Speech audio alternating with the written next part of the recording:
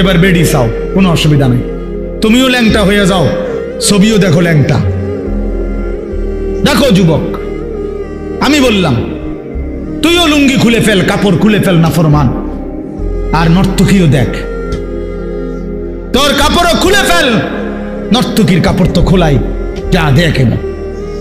তবে আগে শর্ত হলো একথা বুঝাপড়া করে নাও, কারোর সাথে হিসাব মিলাইয়া নাও যে আসলে যে হুজুররা বলে কবর হাসর আখেরাত, এটি আসলে মিছা কথা নেই। এই কথা কারোর থেকে জিজ্ঞাসা করে নাও। কথা বুঝেন নাই আমার? এটা যদি ফয়সালা হয়ে যায় যে হ্যাঁ এগুলো নাই, তো ঠিক আছে বন্ধু, নাচো গাও ফুর্তি করো, যা মন চায় তাই করো। কিন্তু এই কথার তো কোনো কাফেরও আজ পর্যন্ত বলে নাই যে কবর হাসর আখেরাত নাই। না, হিন্দুরাও তো স্বর্গ নরক কয়, কয় না? কথা বলেন না কেন? হিন্দুরা মরলে আমরা যেরকম কই মরহুম, হেরাদে কয় স্বর্গীয় উমুক। তো হিন্দুরাও তো বলে এটা। কাফের বেঈমানও তো বুঝে পরকাল, তুমি বুঝো না কেন? কাফের বেঈমানের পরকালের ধারণা ভুল ধারণা, মানে পরকাল মানে, কিন্তু পরকালের ব্যাপারে তারা যেই ধ্যান ধারণা, এটা তাদের ভুল।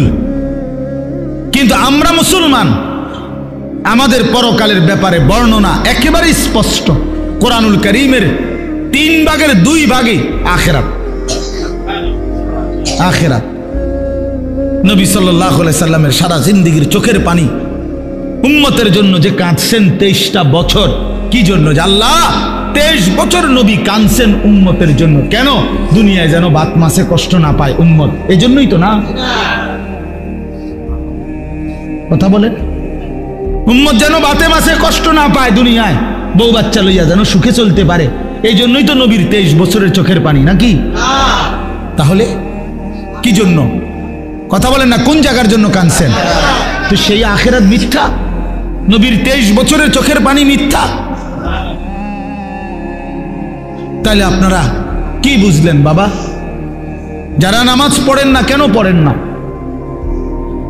কি বুঝছে? মানে আমার লোক, আমার কথাটা আমার এটা মাঝে বুঝতে মন চায়, জানতে মন চায় যে একটা যুক্তি তো থাকবে যে হুজুর আপনি যত কথাই কন এটা এটা হইতো না, আমি এটা বুঝছি, আপনার নাম হুজুর ধরলো আমি বুঝছি, তো এইটা আমারে বুঝায় কন না। আচ্ছা আমরা শুনি, কি দৃষ্টিতে তুমি বুঝলা আখিরাত নাই, পরকাল নাই, এই পাপের কোনো বিচার হবে না, এটা কেমনে বুঝলা? একটা যুক্তি তো থাকবে মানুষের। আহা, এই জন্য দয়া করে ভাবতে শিখেন। আমি আমার সবটুকু দিয়ে বলতে, আমি আজীবন চেষ্টা করছি আমার এই ছোট্ট জীবনটা বলতে বলতে আজ আর শরীর অনেক কাহিল হয়ে গেছে, ব্যস্ততা অনেক বাড়ছে, কিন্তু শরীর কি হয়ে গেছে? দুর্বল হয়ে যাচ্ছে, দুর্বল হয়ে গেছে। কিন্তু তবুও চেষ্টা করছি বলে যাওয়ার। অর্থ হইলে কথা বলা, বাবা আখিরাত সত্য, কবর সত্য, হাসর সত্য। প্রিয় বন্ধু, নষ্ট হইও না, ছেলেরা নষ্ট হইও না। বাপ, পচে যাওয়া জিনিস কেউ গ্রহণ করে না, বখাটেকে দুশ্চরিত্রকে কেউ পছন্দ করে না, লম্পট চরিত্রহীন নারী লুভী, জিনা বেবিচার অসভ্যতা মদ জুয়া আসক্ত এমন অপদার্থ জানোয়ারকে কেউ পছন্দ করে না। তারে কুকুরের সাথেই মানায়, মানুষের সাথে মানায় না। বেনামাজিকে জানোয়ারের সাথেই মানায়, ইমানদার মুসলমানের সাথে মানায় না, মানায় না। হ্যাঁ, এজন্য এটা জরুরি বিষয়, এটা বুঝার বিষয়। কেন আমি নামাজ পড়ব না? কেন আমি হালাল খাবো না? 30 বছর ধরে যারা সুদ খাইতেছেন, এই বাবা সংসারের অভাব পূরণ হয়েছে তো?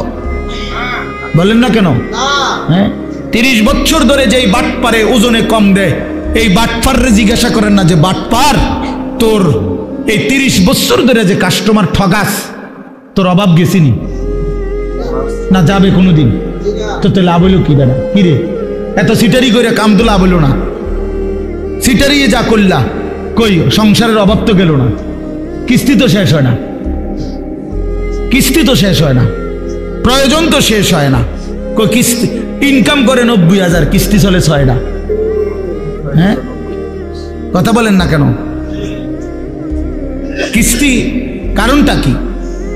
বেড়ারে দিয়েও কিস্তি লইছে, বেডিরে দিয়েও কিস্তি লইছে, পুতের বউরও দিয়েও কিস্তি লইছে, নাতিরে দিয়েও কিস্তি লইছে। সংসারের সবগুলো হারাম কর, বউ হারাম কর, স্ত্রীও হারাম কর, পুতের বউ হারাম কর, প্রত্যেক কিস্তি যে লইছে তো হারাম কর। কথা বলেন না কেন? হ্যাঁ, মাতেন না কা নাইরে আপনি পাল্টা জবাব দেন। হ্যাঁ কোন, আমি শুনি, তর্ক করেন। কিস্তি মানে তো হারাম, সুদ মানে তো হারাম, সুদ মানে তো হারাম। তো বলে হুজুর না খাইয়া মরে যাবো নি? হ্যাঁ মরে যাবেন, মরলে কি শরম নি? কোনো মানুষ মারা গেলে এটা কি বেজ্জতি নি যে ছি ছি ছি জীবনে কেউ মরল না, হায় হায় রে আস্তাগফিরুল্লাহ আস্তাগফিরুল্লাহ, এরকম শরমের কথা? লোকটা মরে গেল, বলেন মরে যাওয়া কোনো শরম? তো মরে যাবেন, অসুবিধা কি? আমারও তো অনেক সময় অনেকে বলে যে হুজুরে না খাইয়া কি মরে যাবেন? মরে যাবেন আপনি, অসুবিধা কি? না খাইয়াই মরে যাবেন, অভাবে মরে যাবেন, ঠিক আছে, কিন্তু এরপরও তো চোখটা বন্ধ হইলে জান্নাতের দুয়ার খুলে যাবে।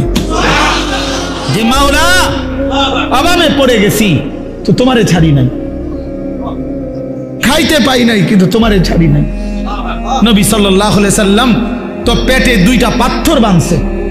আপনারা আমাদের কার হালাত এমন হইছে ক্ষুধার কষ্টে? হ্যাঁ পাথর বাঁধছেন, বলেন 3 দিন খান নাই টানা, এমন আমাদের কারো জানা মতে, আর আমরা বাদ দেন মিয়া, আমাকেও জানা মতে বলে আমার চাচা একবার এরুম হয়েছে, আমার জ্যাডার একবার এরুম হয়েছে যে 3 দিনে এক লোকমা খাবার খায় নাই, এমন হয়েছে চাচা? আপনি শুনছেন চাচা? আপনি তো মুরব্বী বয়স্ক, আপনি বলেন চাচা, আপনি বলেন এমন শুনছেন কোনোদিন? কিন্তু আল্লাহ নবী সাল্লাল্লাহু আলাইহি সাল্লাম যে দিনের পর দিন 3 দিন ক্ষুধার্ত ছিলেন, এ কথা কি আপনারা শুনেন নাই? তাহলে নবীজির চাইতে ক্ষুধার কষ্ট বেশি সয়েছে এমন উম্মত তো এই 1450 বছরও এখনো হয় নাই। সাহাবায়ে কেরাম, আবু বকরের মতো দামি সাহাবী, ওমরের মতো দামি সাহাবী, হযরত আয়েশা নবীজির স্ত্রী বলেন, রাআইনা হিলালান সুম্মা হিলালান সুম্মা হিলালান। নবীজির স্ত্রী বলেন, এক চাঁদ উঠছে, এটা ডুবছে, আরেক চাঁদ উঠছে, এটা ডুবেছে, আরেক চাঁদ উঠছে, এটাও ডুবছে। কয়টা হলো? কয় মাস? 3 মাসে আল্লাহর কসমে মসজিদে বসা। নবীজির হাদিস, আম্মা জান আয়েশা বলে, মা আওকাদাত ফি আবিয়াতে রাসূলিল্লাহ নারুন। আবিয়াত বহু বচন না, বাইতুনের, রাসূলের 9 জন বিবি। আম্মা জান আয়েশা স্ত্রী বলে, আমরা 9 বিবির কারো ঘরে এই গোটা 3 মাসে কোনো দিন রান্না করা চুলায় কোনো খাবার আমরা খাই নাই, কোনোদিন না। ফামা আইশুকুম, সাহাবী জিজ্ঞেস করছে, মা তাহলে বাঁচলেন কিভাবে? ফামা আইশ, জীবনটা চালাইলেন কেমনে? আল্লাহ নবীর স্ত্রী বলেন, আত্তামারু ওয়াল মা, খেজুর এবং পানি। 3 মাস খেজুর এবং পানি, সকালেও এটা, দুপুরও এটা, রাতেও এটা, শনিবারও এটা, রবিবারও এটা, সোমবার, মঙ্গলবার, বুধবার, বৃহস্পতিবার, শুক্রবার, প্রতিদিন একই জিনিস। এভাবেই জিন্দিগি পার করছে। পানি, খেজুর, খেজুর, পানি। খেজুরও তো অল্প, 1টা 2টা 8টা। খেজুরের দানা বাইটা পিসাইয়া পাউডার বানায়া সাহাবায়ে কেরাম খেজুরের দানা পানি ভিজায়া ছাতুর মতো বানায়া তারপরেও খাইছে। হ্যাঁ, এই জন্য আমার বাপ, আমি আমাকেও বলছি, আপনাকে শুধু না, আমরা আমাদেরকেও বলি, নিজেকেও বলি, নিজের ঘর পরিবার নিয়েও আলোচনা করি। তাহলে আমরা প্রত্যেকে ইনশাআল্লাহ আমাদের জিম্মাদারি মনে রাখেন। কু আনফুসাকুম, আমি যে কথার থেকে এতগুলো কথা বললাম, অর্থ হলো নিজের ফিকির করা, আমার ইমান, আমার আমল, আমার আখেরাত, আমার স্ত্রী সন্তানের ইমান, আমল, আখেরাত, আমার বাপ। এবার আমি শেষ অংশে কথাটা বলতে চাই, এটা আমরা যারা এখানে যে কয়জন মনোযোগ দিয়ে শুনছেন, আমি সবাইকে বলি, আমরা এটা মনে রাখতে হবে, আমরা মুসলমান, আমাদের জীবন আখেরাত, আমাদের জীবন দুনিয়া হবে না। আমাদের একবার বিশ্বাস করেন, 200 কোটি মুসলমান আমরা যদি রাত দিনও পরিশ্রম করি দুনিয়া উপার্জনের জন্য, আল্লাহর কসম, খোদার কসম, কাফের বেঈমানের সমপরিমাণ দুনিয়া আল্লাহ আমগরে দিবে না। এটা আল্লাহর ওয়াদা, দিত না। মানে আমি হেবডারে কইলাম শাহাদাত ভাই, আপনি যদি মাথাও ফাড়াই এলাম, আমি টাকা 500 যে চাইছিলাম এটা দিতাম না বেটা। এবার তুমি যেটা মনে করো এটা করো, আমি কইলাম দিতাম না, দিতামে না, তখন আমি কেমনে নিবেন আপনি আমার টেয়াটা? কথা বুঝেন নাই আমার? আমি যে কইছি একেবারে কসম করে কইছি যে আমি টেয়াটা দিতাম না। তো আল্লাহ বলছে বান্দা দুনিয়া আমি তোমাদের ইমানদারকে দেব না বান্দা পুরা, এটা আমার ওয়াদা, আমি দেব না দুনিয়া, আমি দেব আখেরাত। আখেরাতে আল্লাহ বলছে বান্দা দুনিয়া আমি তোমারে প্রয়োজন মাফিক দিচ্ছি, আর কাফেরকে দুনিয়া বেশি দিলাম, তবে আখেরাতে পুরাটা তোমাদের ইমানদারদের জন্যই বরাদ্দ রাখলাম, বেঈমানকে এক ঢোক পানিও পান করতে দেব না, এক ঢোক পানি। চোখটা বন্ধ হইলে কোনো বেঈমান আর এক ঢোক পানি পাবে না, এক লোকমা খাবার আর কোনোদিন মিলবে না। লা ইউফাত্তারু আনহুম ওয়া হুম ফীহি মুবলিসুন। আল্লাহ বলে জাহান্নামী জাহান্নামের আগুনে 1 সেকেন্ডের জন্য বিরতি পাবে না। লা ইউফাত্তারু, বিরতি হবে না। কি ভাই, তাহলে আপনি কি লেগে লাফালাফি করতেছেন? আমরা কেন এরকম পাগল হয়ে গেলাম? পারতেন না তো? দুনিয়া আমরা বেঈমানদের সমপরিমাণ হবে না, এটা আল্লাহর ওয়াদা, আল্লাহর ওয়াদা। তো যার হাতে সব, তিনি বলতেছেন আমি তোমারে দিতাম না, আপনি কীর্তন কারাগারি করেন কেন? এই সাফাসাফিটা করতেছেন, উনি কইলো দিত না? বলেন বলেন। একজন ফুদ বিদেশ ফাড়াইয়া আমরা এখানে বিরাট কিছু করে লাবেন কিতা? এই ঘুরে ঘেরে ফাঙ্গাসার তেলাফিয়ারি আমরা জানি না আর কিতা? যার ফুট ইটালি এবার কিতা খায়? হ্যাঁ, যার 3 ফুট বিদেশ এবার কি খায়? হ্যাঁ, কি খায়? দৈন্যতা করলা, দুন্দুল ফুলকপি আর পাতা কপি, পারবের মুরকা আর কক মুরকা, আর কিতা খান আপনি? আপনি কি বাঘের গোস্ত খান নাকি? কা খাইবেন না? আপনার ফুট ইটালি, আপনি কি লেগে হুদা মুরগের গোস্ত খাবেন? ওইটি তো আমরা আঙ্গাল কাঙ্গালরাই খাই। আপনি তো প্রতিবেলা সিংহের গোস্ত খাওয়া দরকার, আপনার 3 ফুট বিদেশ। কই দুনিয়া কি ভোগ করছি আমরা? এই সামান্যটুকু দুনিয়া, 3 বেলাও তো আমরা ঠিক মতো সামান্য কুদ্দুর খাবার খাই, এইটুকুর জন্য আখেরাত ছেড়ে দিলেন। একটা অটো ড্রাইভারের সারাদিন ইনকাম কত? সব যাইয়া তুইয়া 300 টাকাও তো থাকে না, এই 300 টাকার জন্য আল্লাহকে ছেড়ে দিলেন। একটা সিএনজি ড্রাইভারের ইনকাম কত? সারাদিনে 700-800 টাকাও তো থাকে না, সব মালিক জমা, গ্যাস, এরপরে রাস্তার যে খরচ, ওই যে জায়গায় জায়গায় টাকা দিতে হয় না, জিবি না কি কয় দিলে, এই তো এগুলো দিয়া ঠিয়া 700-800 টাকাও তো থাকে না। তো 700-800 টাকার জন্য মহান আল্লাহকে ছেড়ে দিলেন, 5 ওয়াক্ত নামাজ ছেড়ে দিলেন, 300 টাকার জন্য 1 ওয়াক্ত নামাজ পড়তে পারলেন না, 700 টাকা মিলাইতে গিয়ে 1 ওয়াক্ত নামাজ পড়লেন না। হায় হায় নাফরমান, কত বড় নাফরমান। একটা চা দোকানদার, তার ডেইলি ইনকাম কত? 30,000। কথা বলে না কেন? হ্যাঁ, তাহলে বড় জোর 500 টাকা। তো বড় জোর 500 টাকা বেটা নাফরমান, 500 টাকার জন্য আল্লাহকে ছেড়ে দিলি, 1 ওয়াক্ত নামাজও পড়লে না। ছি ছি ছি ছি ছি। তোমরা যুবকরা বলো বাবা, 12,000 টাকার একটা মোবাইলের জন্য আল্লাহকে বাদ দিয়ে দিলা। কিছুক্ষণের এই নারী ছবি, বন্ধুদের এই আড্ডার জন্য এত বড় মহান আল্লাহ যে তোমাকে খাওয়ায় পড়ায় লালন পালন করে, তাকে বাদ দিয়ে দিলা বাবা। ইনসাফ না এটা। অতএব আমাদের কথা এটাই, আমাদের জিন্দেগি আখেরাত। আমাদের জীবন কি? আমাদের প্রস্তুতি কিসের জন্যে?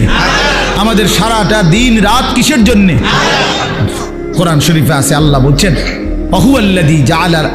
অহুয়াল্লাযী জাআলাল লাইলা ওয়ান নাহারা খিলফাতান লিমান আরাদা আন ইয়াযাক্কারা আও আরাদা শুকুরা।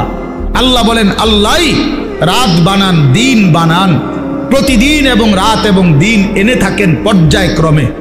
খিলফাতান বাই সিরিয়াল, একবার রাত একবার দিন, একবার রাত একবার দিন। কেন বানায়? আল্লাহ নিজে বলতেছেন আমি রাত এবং দিন বানাই লিমান আরাদা আন ইয়াযাক্কারা, যারা যারা আমি আল্লাহকে স্মরণ করতে চায়, আমার ইবাদত করতে চায়, আমি তাদের জন্য রাত দিন বানাই।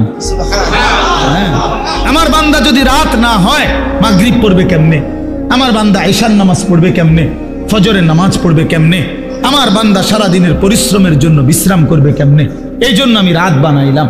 আমি যদি দিন না বানাই তো আমার বান্দা ফজর পড়বে কেমনে, জোহর পড়বে কেমনে, আসর পড়বে কেমনে, হালাল উপার্জন কেমনে করবে? এই জন্য আমি দিন বানাই। তো আল্লাহ তাআলা বলেন সেজদার জন্য, আমার হুকুম মানার জন্য আমি রাত বানিয়ে থাকি, দিন বানিয়ে থাকি।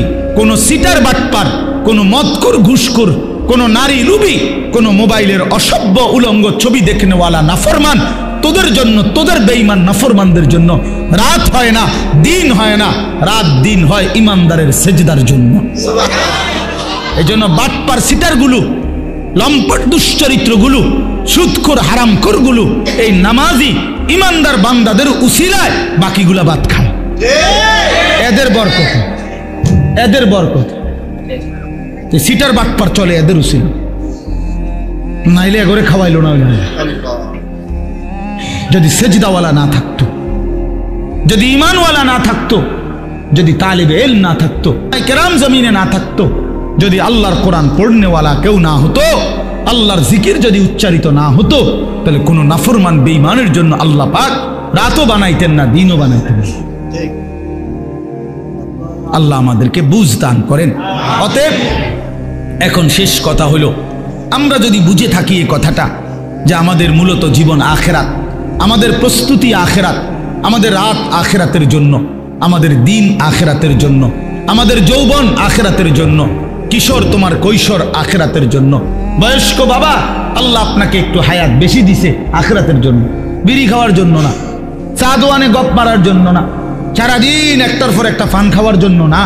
আখেরাত আপনাকে দিছেন আল্লাহ তাআলা, জীবন হায়াত আখেরাতের জন্য। এই আখেরাত কামাই করার, পরকালের পাথেয়, পরকালের পুঁজি, কবর হাসর আখেরাতের পুঁজি সংগ্রহের একটা শ্রেষ্ঠতম মাস, একটা বড় সিজন, একটা বড় মৌসুম, এটা হলো মাহে রমজান। এই কথাটা আমি বলতে চাই। সিজন বুঝতে হয়। বুদ্ধিমান ব্যবসায়ী, হ্যাঁ বুদ্ধিমান কৃষক জমিনে ফসল করবার আগে সিজন চিনে যে এখন কোনটা লাগাইতে হবে। কথা বুঝছেন নি? সিজন হইলো আলুর, আপনি লাগাইছেন টমেটো, তাহলে হইতো না। সিজন চিনতে হবে, কোন সময় কোন তরকারির মৌসুম, কোন সময় কোন ফসলের মৌসুম। ব্যবসায়ীও সিজন বুঝে। হ্যাঁ, এখন রোজা, আপনি উঠাইছেন গরু ছাগল, না আপনি ওর কাপড়ে না উঠেছেন। কথার কথা, একটা সিজন। মানুষ কি ধরে? সিজন ধরে যে ভাই এখন আমগো ব্যবসার সিজন, এই এক মাস সিজন, তাহলে মৌসুম চিনে। আমরাও ওয়াজরা বলি যে শীতকাল আমগো ওয়াজের মৌসুম, ওয়াজের সিজন আমগো, মানে এই সময় ওয়াজ বেশি। ঠিক না কথা? প্রত্যেকেই মৌসুম চিনে, সিজন চিনে। তো আল্লাহ তাআলা বলছে, বান্দা আখিরাত কামাই করার, জান্নাত কামাই করার সবচেয়ে বড় সিজন, মৌসুম মাহে রমজান। আর সেটা আর মাত্র 30 দিনও বাকি নাই। এই আমাদের সামনে একদম অল্প কয়দিন, আর মাত্র একটা মাস। এই এক মাসের ব্যবধানেই আমাদের সামনে আসতেছে মাহে রমজান। আল্লাহ তাআলা বলছেন, ইয়া আইয়ুহাল্লাযীনা আমানু কুতিবা আলাইকুমুস সিয়ামু কামা কুতিবা আলাল্লাযীনা মিন ক্বাবলিকুম লাআল্লাকুম তাত্তাকুন। রোজার বিস্তারিত আলোচনা হুজুররা করবে, আমি এই জন্য আপনাকে ইমাম সাহেবরাই বলবে ইনশাআল্লাহ। কিন্তু আমার বলার উদ্দেশ্য শুধু এই কথা বলা যে আল্লাহ বলছে, বান্দা তোমাদের উপরে রোজা ফরজ করলাম, পূর্ববর্তী ইমানদারদের উপরেও আমি ফরজ করেছি। উদ্দেশ্য কি? উদ্দেশ্য হলো আল্লাহ বলেন লাআল্লাকুম তাত্তাকুন। ইমানদার একটা মাস তুমি আমার হুকুম পালন করবা, গুনাহ বর্জন করবা, আমার আদেশ পালন করবা। রোজা, নামাজ, ইফতার, সাহারি, 20 রাকাত তারাবি, ভোর রাত্রে কিছুটা তাহাজ্জুদের নামাজ, সেজদা, দোয়া, কান্নাকাটি, জিকির, তেলাওয়াত, যাকাত, ফিতরা, দান, সাদাকা, শবে কদর, রমজানের শেষ দশকের এতেকাফ, এতগুলো ইবাদত দিয়ে আমি সিজনটা সাজাইছি, রমজানটা সাজাইছি। অতিরিক্ত অনেক কিছু দিছি। ইফতার রমজান উপলক্ষে, সাহারি রমজান উপলক্ষে, 20 রাকাত তারাবি রমজান উপলক্ষে, শবে কদর রমজান উপলক্ষে, শেষ দশকের এতেকাফ রমজান উপলক্ষে, জান্নাতের দরজা পুরা খুলে দিলাম রমজান উপলক্ষে, জাহান্নামের দরজা বন্ধ করে দিলাম রমজান উপলক্ষে, শয়তানগুলো সব শিকলে বাইন্দা রাখলাম রমজান উপলক্ষে, এবং একে 70 বানায় দিলাম রমজান উপলক্ষে। এত কিছু দিয়েও যদি তুমি জান্নাত কামাই করতে না পারো, তুমি আসলেই অসিব্য,